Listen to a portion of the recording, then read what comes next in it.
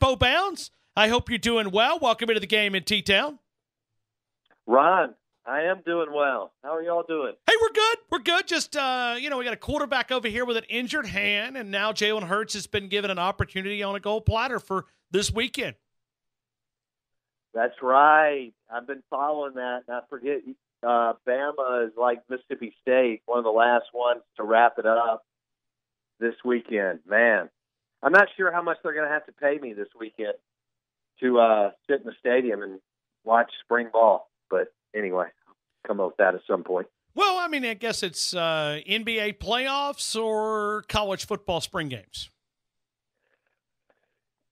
I'll go spring games. Okay. But I do like the NBA. Okay. I don't love it like I love college football, but okay. I like it. Okay. No, I mean, it is fun, and LeBron's down 0-1, so that's always good.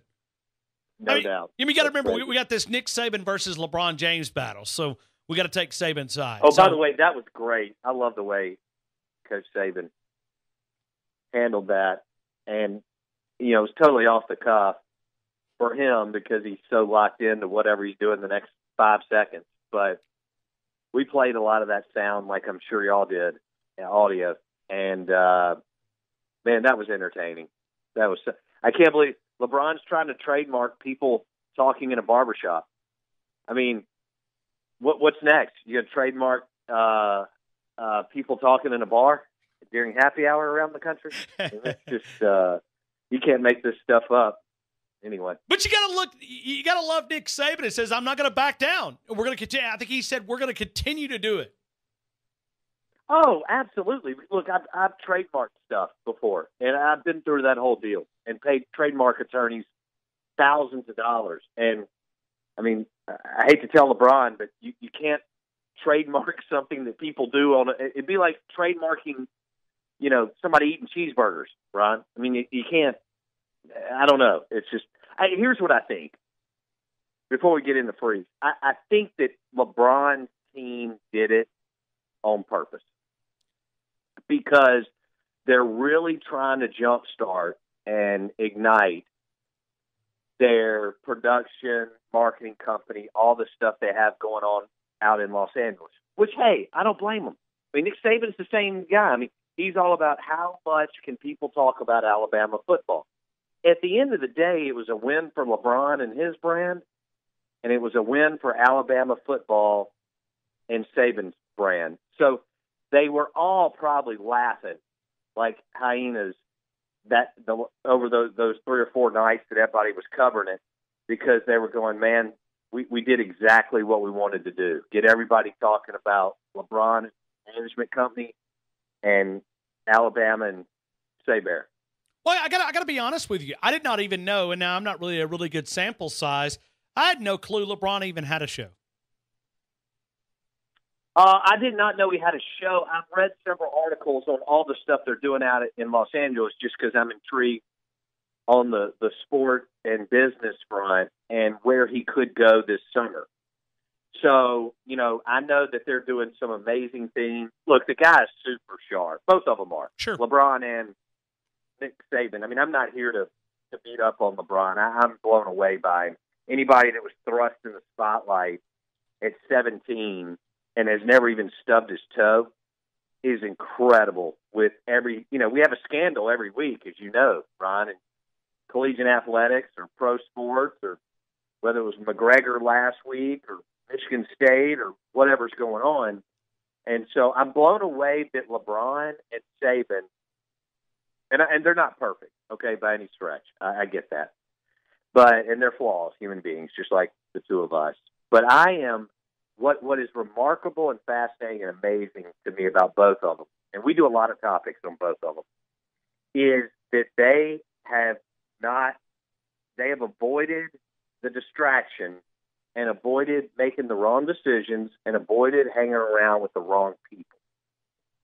And that's what you have to do when you're swimming in the 0.01%, or what we call that rarefied air that LeBron and Saban are, the best coach in the history of college football and the 1A player behind Jordan in the history of, he's probably a better basketball player than Jordan. He's just not a better champion/winner.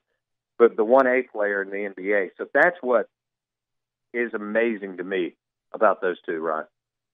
Bo, let me similarities between them. No, sure. I mean, there's no doubt. And hey, I tell you one thing: they're polarizing. You can mention Nick Saban a lot of different platforms, and irritates folks. If you mention LeBron James, it irritates some folks and excites others. Let's move to probably the guy that irritates everybody. That's Hugh Freeze, especially Greg Sankey. I guess that's the opinion that counts. Nick Saban wanted to hire this guy, and it looks like Greg Sankey may have jumped in and kind of blocked this. What do you think? I'm not surprised. You know, we had been hearing that for a while. I know the SEC as a whole, chancellors, presidents, other ADs, were embarrassed by so many things, from draft night to, Hugh Freeze's deal to so many things that led up to draft night and Hugh Freeze's resignation. There were a lot of people around the league that were fed up.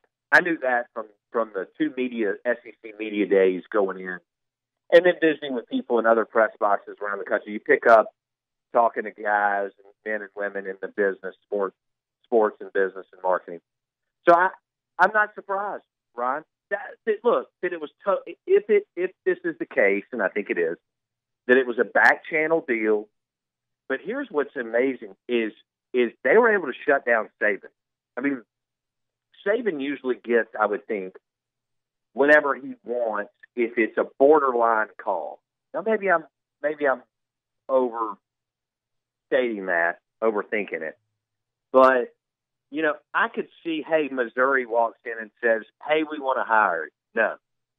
But when Saban walks in, hey, I want to hire Hugh Freeze as an offensive analyst, we would rather you not do that. Technically, we can't tell you. I don't think legally we wouldn't shoot it in an email, but we'd rather this not happen. So, but I'm not surprised because I know that many people around the league were fed up and embarrassed with one miscue after another, Ron, over about 24 months. You think Hugh Freeze can get back in this business at a high level, or you think this guy's going to have to go to a really small school and work his way back up? That's $1 million question, Ron. I think it's a great question. If this is just a 1 year kind of, hey, we'd rather him lay low and not be a part of the conference. Look, Ron, this is all about winning. There's too much money in the game, way too much money. Athletic directors are paranoid as all get out. Chancellors and presidents know what their top alums want. They want to win in sports, especially football and the big three. The guy has proven. I mean, as much as he's maybe a train wreck in several areas of life, he's very, very talented offensive coach. And when you beat Saban and you go to the Sugar Bowl and you do some of the things that he was able to accomplish, people will want him. So, look, he would be at LSU, Alabama, Missouri, or somewhere this year. So maybe 1 year, and maybe next December, Ron, he can put himself in position to be a QB coach or a coordinator at the SEC level, or maybe at least at the G5 level. He kind of needs to go out west, right? I mean, not out west.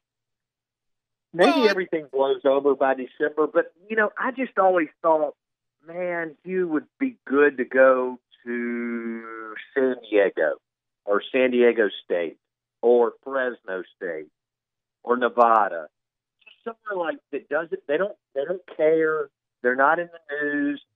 It would cause a little 12-hour, it'd be in the news for 12 hours, and then boom, it'd be gone, and he could go out there and do his quote-unquote coaching rehab. From what I'm told, he doesn't want to leave this area. So he may be limited in what he can and can't do, Ron. Help me understand why Ole Miss is fighting this Shea Patterson transfer battle. Well, here's what I think. They're not technically fighting the transfer, Ron. They just made the statement that they don't believe he should be. They don't agree with what he's saying, the reason why he should be eligible.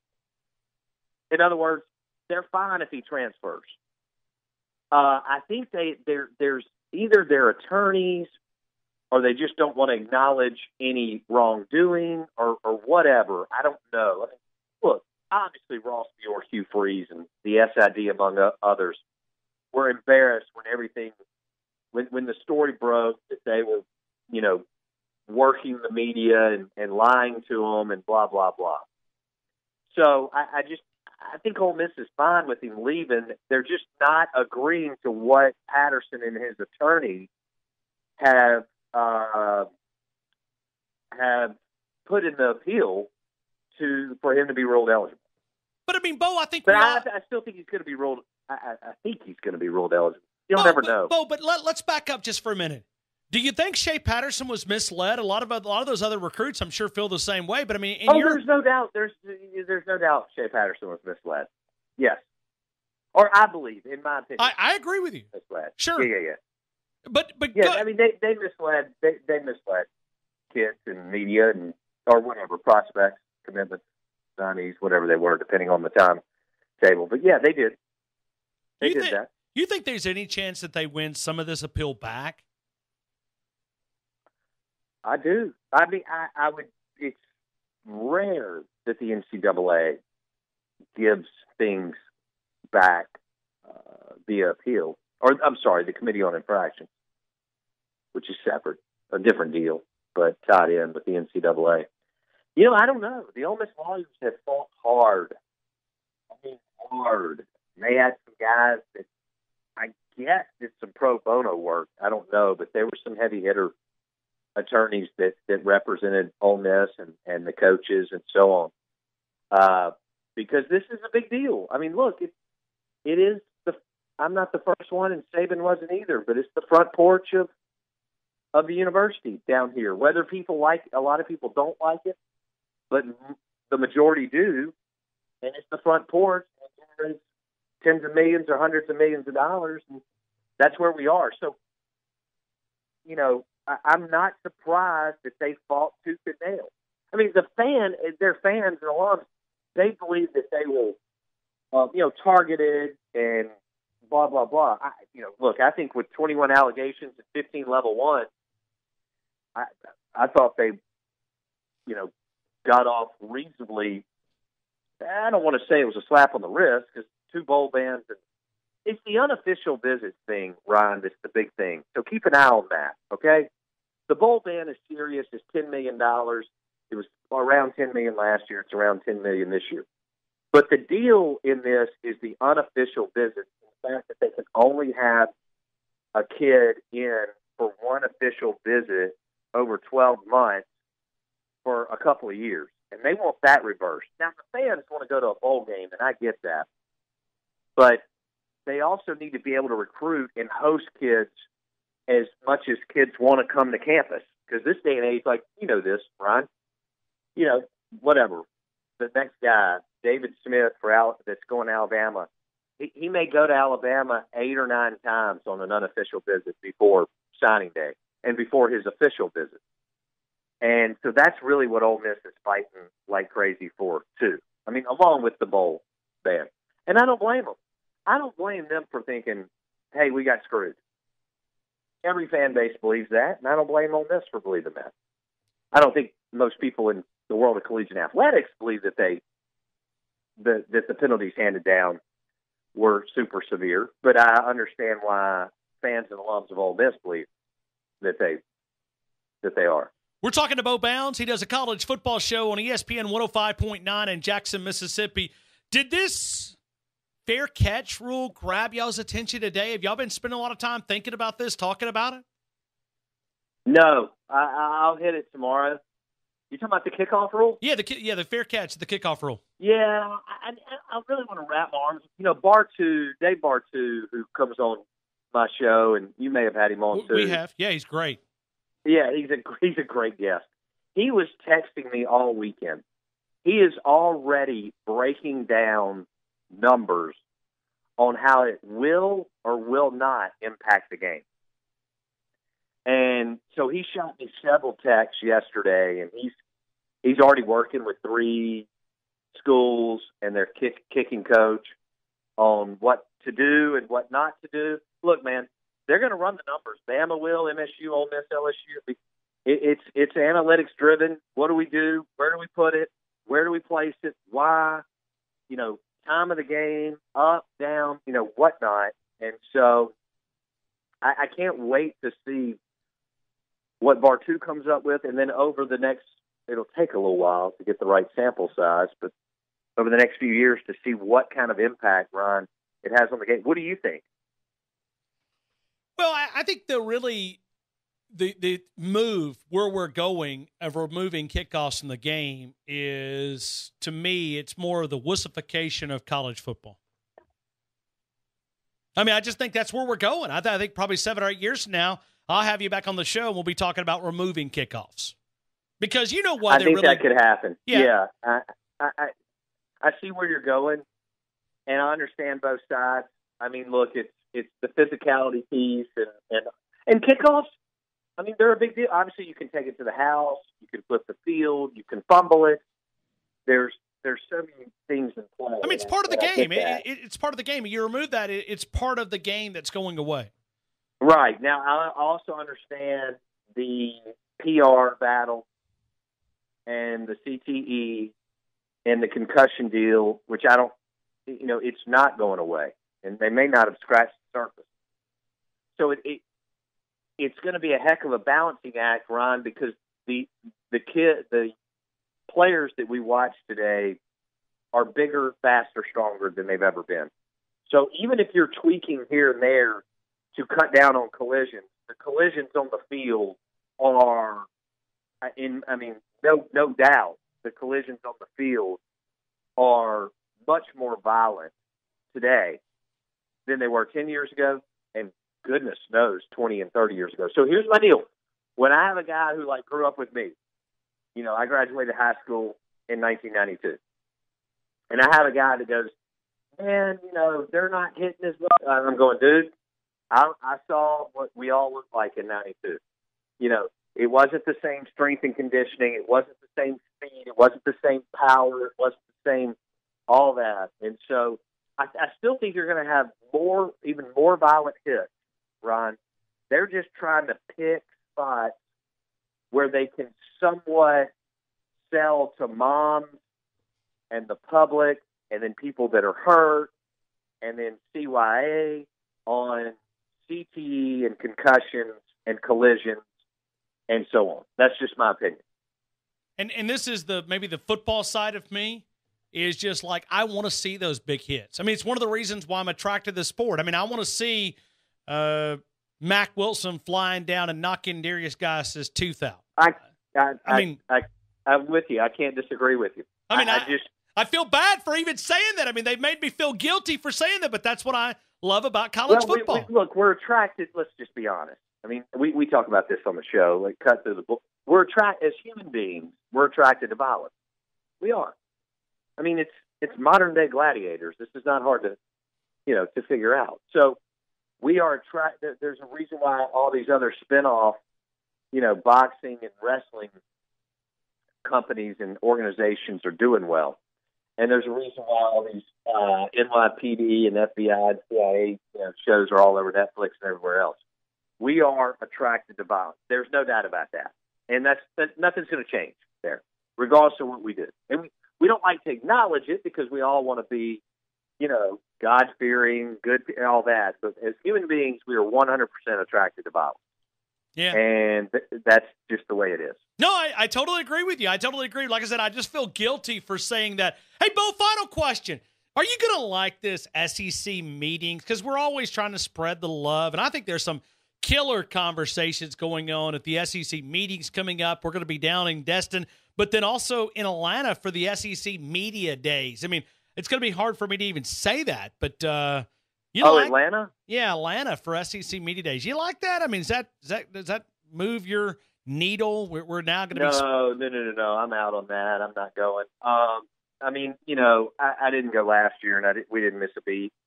That for me, that ship has sailed. I mean, I may go. We got it down to where we would drive in and spend a day and try to go to dinner and have some beers with some guys like you and other guys that I know and so on. But you know, I don't think I'm going to Atlanta unless I tie a trip to, you know, Charleston or something into it. As far as I have hit the Sandestin meetings before. Those are good. Fun. Those are fun. I actually think it's going to turn, and people are going to start to go to the Sandestin meetings more than the July, whatever it is, 12th, 13th meetings, right? Yeah, because I think there's some killer conversations coming out. I mean, listen, we've got obviously college football grabs our attention, but you've got a lot of things that are going to be big. And let me throw right here one to you, Bo. Have you guys discussed this big tax deduction thing? Yeah. This is gigantic for college football. And I think most people are just going right over the top of it. This new Donald Trump tax bill, the donations now are going to be zero tax deductible. So Mississippi State, Ole Miss, LSU, Alabama. I don't know if Auburn has any boosters, but we'll say Tennessee. But you talk about mailing in a donation. Will they be willing to donate as much? Because now the deduction has been completely removed. 0% is those wealthy boosters. Because tomorrow's tax day, right? 0, none. You will not be able to turn in a tax deduction in 2018. Yeah, and think about that. See, the corporations, the corporations that buy the suites, and you know, they're paying in pre-tax dollars, but they still want. They still want it to be tax deductible. And then the individuals that are buying, you know, 6 club level seats. And let me take, for example, Ryan, like a surgeon in Birmingham that has 6 or 8 club level seats at Bryant-Denny. He's a W-2 through either his surgical clinic or hospital or both. And so he doesn't have that opportunity. All these attorneys and so on, unless they own their own firm, which most don't. They're W-2, so they're paying for Alabama football tickets in after-tax dollars, and now there's no, you know, tax write-off. So I agree. I think it's – I can't believe it went through. Well, I guess I can. I can believe anything when it comes to D.C. and what they're doing up there. But, yeah, I do think it's a great story, Ron, and it's something that we're going to cover more because – people are dropping some serious money to have club level and suites and everything else that goes with it. Bo Bounds, out of bounds there, ESPN 105.9. You can find him simply by connecting with him on the Twitter account at Bo Bounds. Bo, I appreciate you coming on, man. I appreciate you spending some time talking CFB and T-Town. Thank you, sir. Enjoyed it, buddy. See you, man.